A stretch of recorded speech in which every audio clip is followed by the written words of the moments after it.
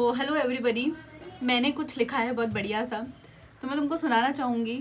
सिर्फ कविताओं के और साहित्य के तौर पर ये चीज़ बहुत अच्छी लगी है मुझे कि भाई लिखने के तौर पर मतलब मुझे बहुत अच्छा लगा, तो मैं तुमको सुनाती हूँ। कविता का शीर्षक है कि तुम याद आते हो।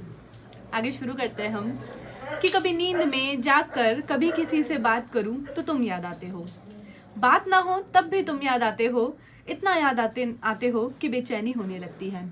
नींद ना आए तो तुम याद आते हो, कुछ ना खाऊं तो तुम याद आते हो।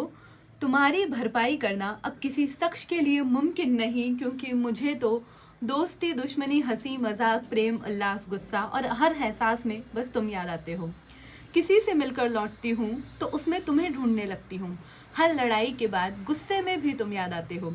किसी बच्चे की हंसी देखूं तो उनकी नादानी में तुम याद आते हो।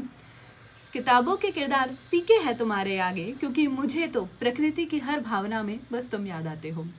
तुम्हारे होते और तुम्हारे जाने के बाद मुझे हर काल में बस तुम याद आते हो।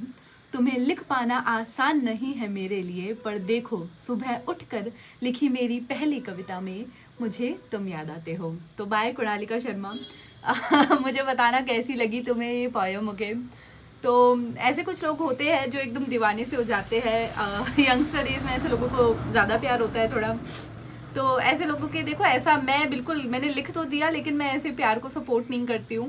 Because if you are kind of a person जिसे तुम वही याद आ रहा है भाई, तुम्हारा वो वाला ही याद आ रहा है तुम्हें, तो भाई get some work. Okay, do some work, अपनी बॉडी पे काम करो। बहुत सारे दुनिया भतेरे के काम पड़े हैं, वो काम करो जाकर, है ना। तो ऐसे किसी को याद नहीं करने का। लेकिन कविता कैसी लगी ये मुझे ज़रूर बताना कि कविता तुम्हें कैसी लगी।